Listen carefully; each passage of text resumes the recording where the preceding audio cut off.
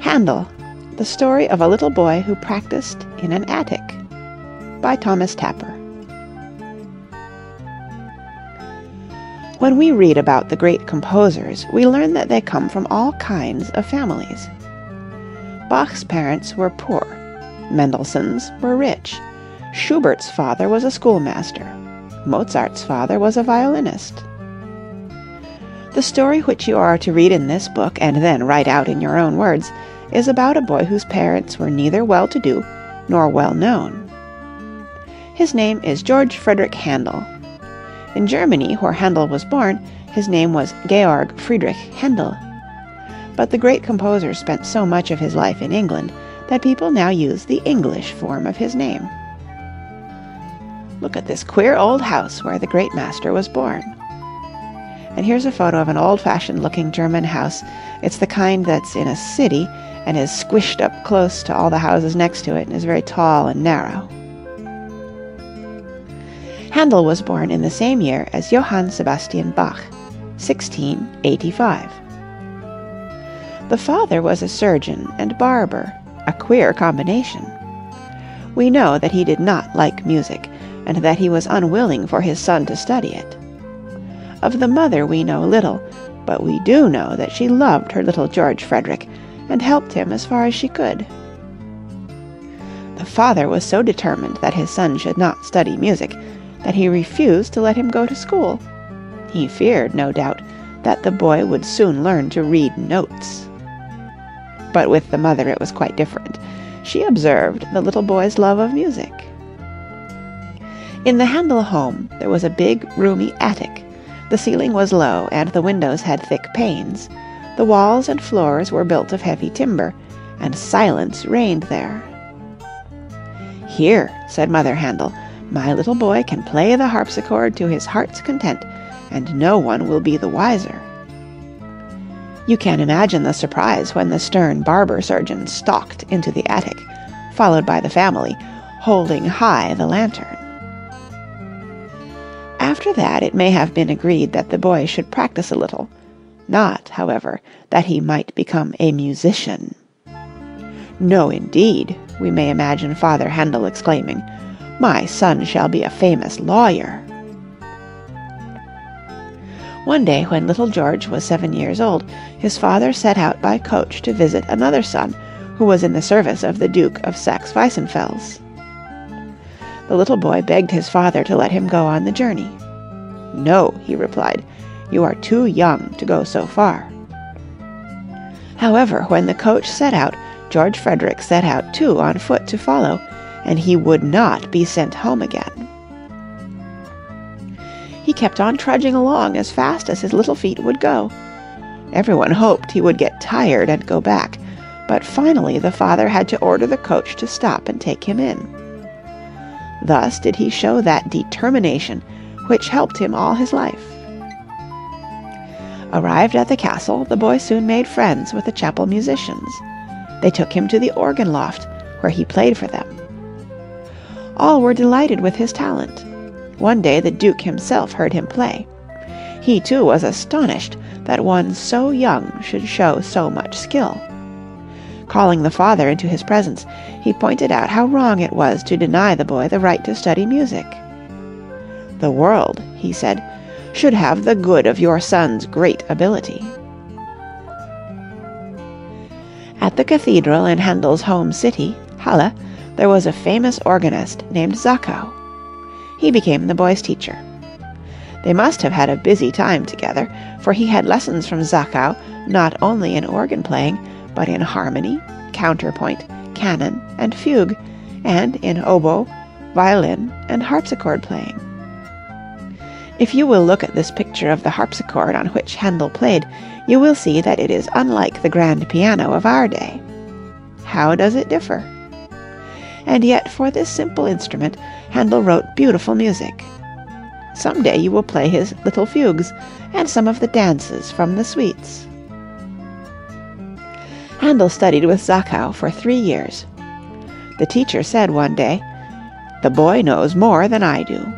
So he was sent to Berlin when he was 11 years old to find other teachers. Here he met two famous men, Buononcini and Ariosti.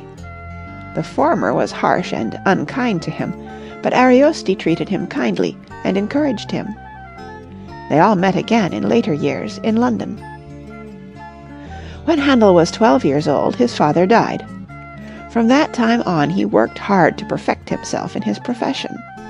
He became organist at Halle, but soon left there for Hamburg, which at that time was renowned for its music. Here Handel began to work his way, making many friends, one of whom was the famous Johann Mattheson. One day Handel and Mattheson went by coach to Lübeck, where, at one of the churches, an organist was wanted. Mattheson wished to try for the position, but when he learned he would have to marry the daughter of the old organist, he and Handel came back to Hamburg, heart-free. This is a fine old picture of Handel's friend, Johann Mattheson. Though Handel went to Hamburg an unknown boy, he soon became famous. Here he wrote sacred music and his first operas. In his 22nd year, Handel went to Italy, where he stayed for 3 years. Here he met and became very friendly with Corelli and the two Scarlattis. After his residence in Italy, Handel went back to Germany, where he met the Elector of Hanover, who induced him to accept the post of Kapellmeister. Handel agreed to do this on condition that he might first visit England. When Handel reached England, he found himself already well known there. The English people knew his operas and liked them so much that Handel concluded to stay. But to his surprise and confusion, it happened while he was in London that the very Elector of Hanover became George I, King of England. Handel expected he would fare badly with the king for not having returned as Kapellmeister to Germany. But a friend arranged the matter so that Handel should compose some music for the king's coronation, hoping thereby to please his majesty.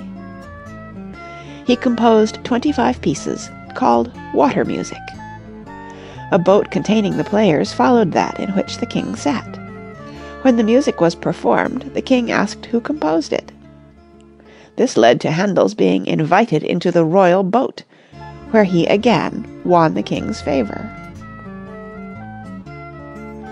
Handel greatly wished to give opera in London and devote his time to it as a composer. For many years the writing and staging of operas took all of Handel's time and thought, but he was not destined to make it a true success. Handel was a very fine performer at the keyboard. Once again Handel visited his native land.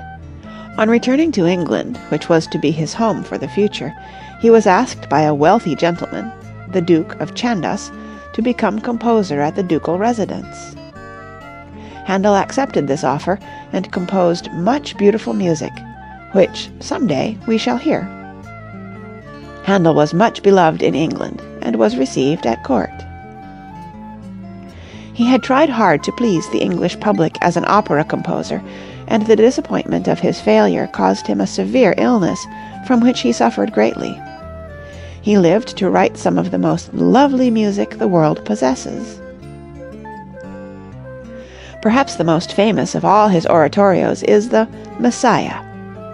When this was sung for the first time in London, the king and all present rose at the words, "For the Lord God omnipotent reigneth." Thus came the custom of rising at the singing of the Hallelujah chorus. Handel loved England and became a naturalized British subject. He had a house in London, which in those days must have been considered a very fine one. He was very fond of gathering bodies of musicians together. Here he is in a familiar group. A great lover of children, Handel once conducted the Messiah for the benefit of a hospital for little children, to which he gave large sums. Toward the end of his life he became blind. Someone had to lead him to the organ loft where, with his wonderful skill, he could still charm and delight. The last appearance that Handel made in public was to conduct the Messiah. A few days later, on Good Friday, April 13th, 1759, he passed away. The English people loved and admired him so much that he was buried in Westminster Abbey. Facts about Handel. Read these facts about Handel, and from them make up the story of his life. Use your own words. 1. He was born in Halle, in Germany, February 23, 1685. 2. His full name was George Frideric Handel. 3. His father was a barber and surgeon who intended his son to become a lawyer. 4. As a little boy, he practiced the harpsichord in the garret. 5. Once he went with his father to the home of the Duke of Saxe-Weissenfels. 6. Here he played the organ and won the Duke's attention. 7. The Duke advised the father to let the boy study music. 8. His first teacher was Zachau, who taught him many things, including organ and harpsichord playing. 9. After a few years with Zachau, he went to Berlin, and there met two famous men. 10. Then he returned to Halle, but after his father's death, he went to Hamburg. 11. At Hamburg, he and Johann Mattheson became good friends. 12. He lived in Italy for 3 years. 13. Returning to Germany, he agreed to become Kapellmeister to the Elector of Hanover. 14. But he failed to keep his promise to the Elector by overstaying his leave of absence in London. 15. The Elector became King of England. He was very angry at Handel for disobeying him. 16. Handel won his friendship again by writing the water music for a royal boat procession on the River Thames. 17. For many years Handel composed operas, but finally he won fame by writing oratorios. 18. He wrote the Messiah and many others well known today. 19. He became blind toward the end of his life. 20. He died on Good Friday, 1759. Some questions about Handel. 1. In what year was Handel born? 2. What other great composer was born the same year in Germany? 3. What was the profession of Handel's father? 4. How did it come about that Handel was allowed to study music? 5. Who was Handel's first teacher? 6. What subjects did he study with his teacher? 7. What instruments did Handel play? 8.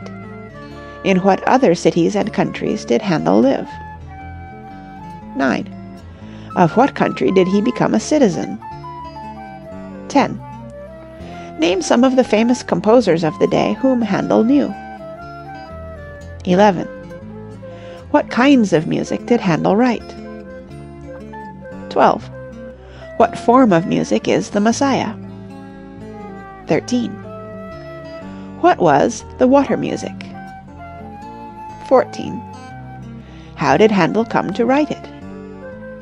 15. When did Handel die, and where was he buried?